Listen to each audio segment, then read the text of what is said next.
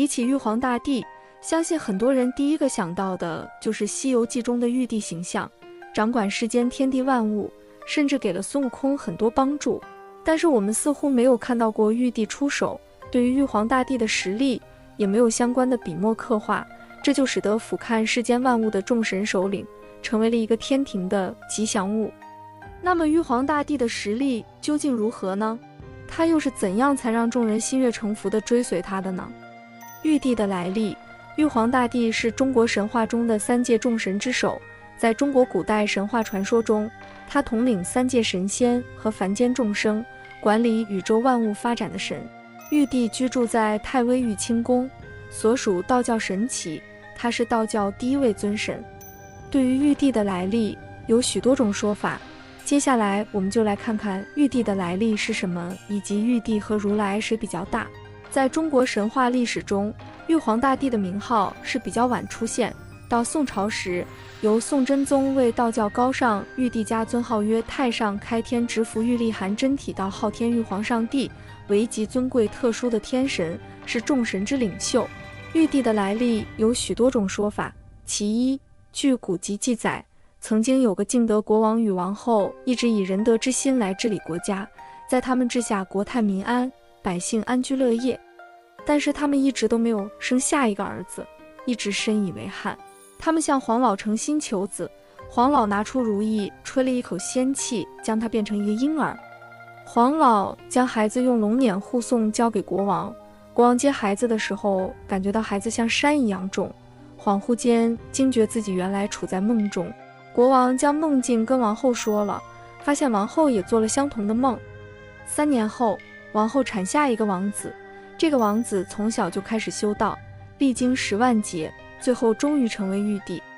其二，《搜神记》与第一种说法其实差不多，王后想要为国王生下一个儿子来继承王位，所以向神求子。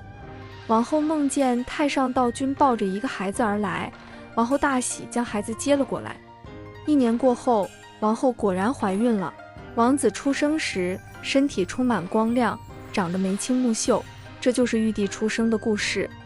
其三，在名著《西游记》中，对于玉帝的来历也有所解释。玉帝从小修行，历经1700多个劫，每个劫相隔129600年。又说把孙悟空绑去见张大帝，说明玉帝是姓张的。其四，传说玉帝原本姓张，名叫张友仁。在远古时代，因为诸神之间的争斗，导致三界混乱。因而太白金星想要下凡寻找一个德才兼备的人来担任玉帝一职。太白金星发现张友仁其人将寨子治理得非常和睦，所以将他带回天庭。后来张友仁被推崇为玉皇大帝。其五，传说姜子牙在祝周武王灭商之后，由于自己的功劳最大，理应封为玉帝，但封神的时候，有人问玉皇大帝的位置谁来做，姜子牙回答说玉帝的位置自然是友仁了。由于友仁和友仁谐音，一个叫张友仁的就做了玉帝那个位置，就成了后来的玉皇大帝。成仙之后，他依旧刻苦修行，不断提升境界，历经3000的劫难，成功修成大罗金仙。随后的日子里，他依旧没有停歇，历经众多劫难，最终修成玉皇大帝。这点在《西游记》中也有提及到。当初孙悟空寻求长生不老的方法，来到灵台方寸山找菩提祖师拜师学艺的时候，菩提老祖曾经告诉他，仙人500年就要经历一次劫难，这些劫难或是风吹雨打，或是雷劈火烧，每一个仙人都需要凭借自己的能力与之对抗，对抗过了就能够与天同寿，对抗不过就会魂飞魄散。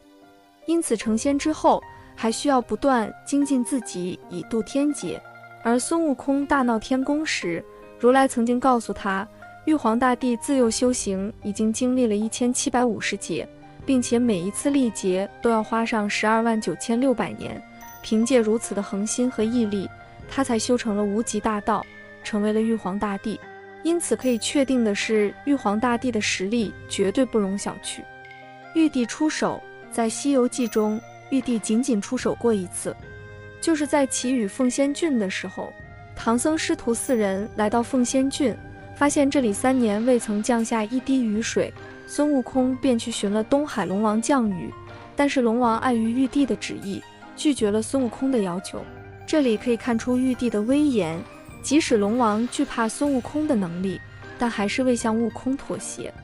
孙悟空上到天庭找到玉帝，才弄明白了事情的缘由，并且了解到玉帝设置了3道关卡，只有关卡突破，凤仙郡才有降雨的可能。这3道关卡分别是米山、炼山和铁锁。如果郡后诚心悔过，3道关卡将会立刻消失。虽然玉帝设置的这几道关卡看似有些小孩子过家家的味道，但是却又暗含玄机。这种关卡其实是玉帝动用了天地的法则之力，从而互相形成因果关系。即心成，关卡自破；心不成，久攻难破。如果说一众神仙在位施展神通，往往需要担忧因果循环，例如龙王掌管雨水，不去施云布雨，就可能会遭到天道打击。而玉帝不需要担心这个，因为天道规则由他而定，随时可以动用规则。另外，凤仙郡本身是西方天竺国管辖范围，玉帝在此如此搞事情，如来却也选择睁一只眼闭一只眼，默许了玉帝的行为，玉帝的威望可见一斑。最终如来还是选择让4人当和事佬，才最终平息了凤仙郡的事件。真实的玉帝，玉皇大帝在《西游记》中展现的形象，往往是被孙悟空拿捏的一方，但其实其中的大部分笔墨都是吴承恩有心为之，因为孙悟空的展现出来的是反对封建礼教的无惧无畏的齐天大圣形象，因此必须有一个人代表封建礼教，